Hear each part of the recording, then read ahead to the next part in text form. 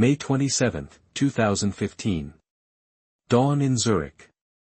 The Bauer au Lac Hotel is still quiet. Then the door comes down.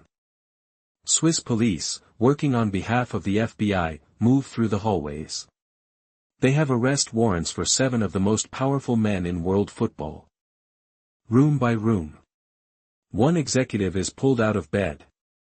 Another is stopped in the lobby. They are handcuffed, escorted past the chandeliers, past the grand piano, past the front desk where they've been checking in for years because FIFA always holds its congress at the Bauer au Lac. Always. It's practically a company dormitory. By breakfast, the entire leadership of global football is in custody. That morning changed FIFA forever. But here's the thing, it didn't change FIFA's business model. Not even a little bit. Let me show you how FIFA actually makes its money. It starts with a legal quirk. FIFA is registered in Switzerland as a non-profit association. Under Article 60 of the Swiss Civil Code, the same legal category as a birdwatching club. This gives FIFA 2 things, tax-exempt status in Switzerland, and almost no obligation to disclose anything to anyone. It's not accountable to Swiss voters. It's not accountable to football fans. It's accountable to its 211 member associations, and many of them depend on FIFA grants to survive. The World Cup is the engine. Always has been. FIFA doesn't build stadiums. It doesn't pay for security. It doesn't expand airports or train lines or fan zones. The host country does all of that.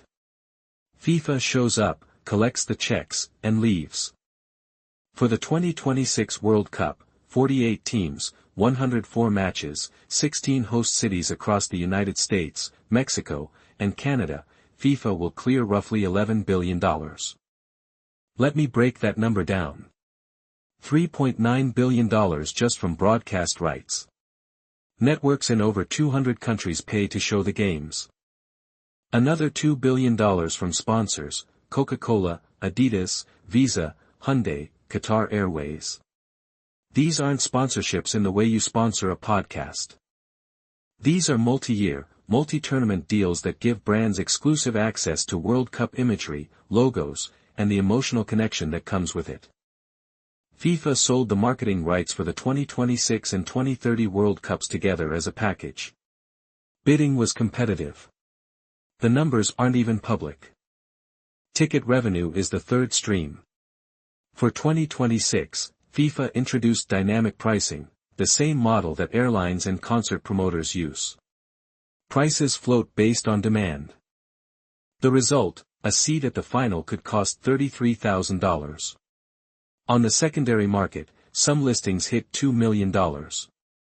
Attorneys general in multiple U.S. states have opened investigations. The European Union has received a formal complaint. FIFA's response: high demand means higher prices. That's just the market. Here's where the host cities come in. New York, New Jersey is hosting the final. That sounds prestigious. It sounds profitable. New York is looking at a $40 million loss. Toronto, $380 million in public spending to host a handful of group stage matches. Houston signed a contract agreeing that all taxes, duties, and levies related to the tournament shall be borne by the host city authority. Not FIFA. The city. FEMA is spending $625 million of American tax dollars on World Cup security.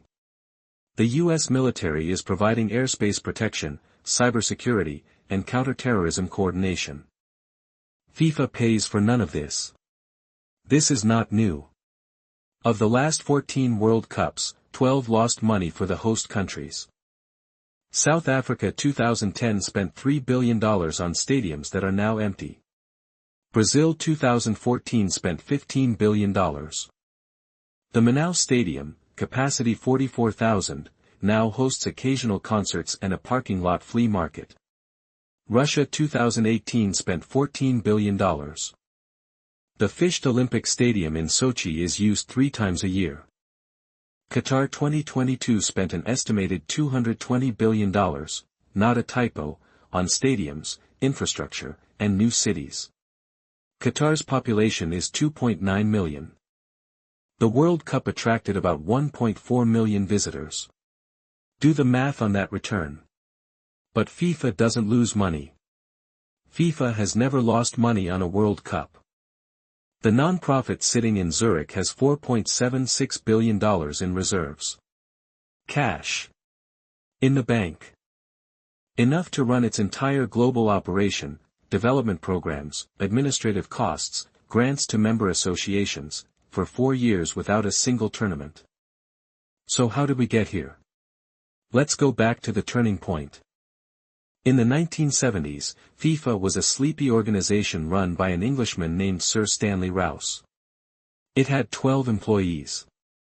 The World Cup was broadcast in a few dozen countries. Sponsorship was minimal, a couple of equipment manufacturers, some local deals. The president didn't even take a salary at first. Then came João Havelange. The Brazilian was elected FIFA president in 1974. He looked at the Olympic model, the IOC's global sponsorship program, the bidding wars between cities, and brought it to football. Havelange partnered with Horst Dassler, the son of Adidas's founder. Dassler's company, ISL, became the middleman between FIFA and corporate sponsors. Coca-Cola signed. McDonald's signed. The money started flowing. And flowing. Havelange served for 24 years, and by the time he stepped down in 1998, FIFA had hundreds of employees and $1 billion World Cup. Sepp Blatter took over. He'd been Havelange's general secretary. Blatter understood the central insight of FIFA's business model: the votes come from small countries, but the money comes from rich ones. FIFA operates on one country one vote. The Football Association of Trinidad and Tobago has the same voting weight as Germany. The Cook Islands, population 17,000, has the same vote as England, where football was literally invented. This means a presidential candidate can win by courting small federations with development grants, coaching clinics, and, as we'd later learn, cash in envelopes. The 2015 FBI investigation revealed the machine behind the votes. Chuck Blazer was the key. An American from New York, Blazer served on FIFA's executive committee and was General Secretary of CONCACAF, the confederation covering North and Central America and the Caribbean. He was also, secretly, an FBI informant. For 2 years, Blazer wore a wire to meetings. He recorded colleagues discussing bribes. He kept meticulous financial records, of his own crimes and everyone else's. He hadn't paid taxes in years. He owned 2 apartments in Trump Tower, a condo in Miami, and a house in the Bahamas. He kept an apartment at the Bower o' Lac just for his cats. The FBI's investigation, led by the U.S. Attorney's Office in Brooklyn, found that World Cup bidding was essentially an auction. Russia 2018. Qatar 2022. Both awarded on December 2, 2010, in a single vote. Multiple FIFA Executive Committee members received payments.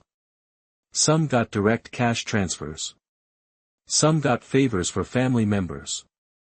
Some got votes traded between confederations. The U.S. indictment listed $150 million in bribes going back to 1991. The 2015 arrests at the Bower o' Lac were just the beginning. Blatter resigned 4 days after being re-elected. He was later banned from football for 6 years. Jerome Valcke, the Secretary General, got 10 years. In total, over 40 individuals and entities were indicted. Some went to prison. Some fought extradition from countries that don't extradite their own citizens. And FIFA? FIFA declared itself a victim. In U.S. court, FIFA argued that it was the injured party, that corrupt executives had defrauded the organization itself. The U.S. Department of Justice agreed. When FIFA collected settlement money from the defendants, the DOJ sent it back to FIFA. The victim got paid twice, once from the bribes, once from the penalties for taking the bribes. The irony is that FIFA genuinely did reform. Under Gianni Infantino, elected in 2016, FIFA separated its commercial operations from its governance. It increased transparency around World Cup bidding. It expanded the tournament from 32 to 48 teams, a move that generates more money but also, arguably, gives more small nations a genuine stake in the World Cup. Infantino has pushed for more competitions, an expanded Club World Cup, new women's tournaments, new youth tournaments. Every new tournament creates new broadcast rights to sell, new sponsors to sign, new host cities to bid. The fundamental model never changed. FIFA is still a non-profit that controls a for-profit product. It's still exempt from Swiss taxes. It still doesn't pay for stadiums or security. Host cities still line up to lose money for the privilege of being chosen. In 2018, the United bid, US, Mexico, Canada, was selected to host 2026. The competing bid was Morocco. Morocco spent an estimated $15 million on its bid. It received 0 votes that mattered. The process was described as clean by independent observers, which, after 2015, felt like a victory. So here we are. June 2026. The biggest World Cup in history. 48 teams. 104 matches.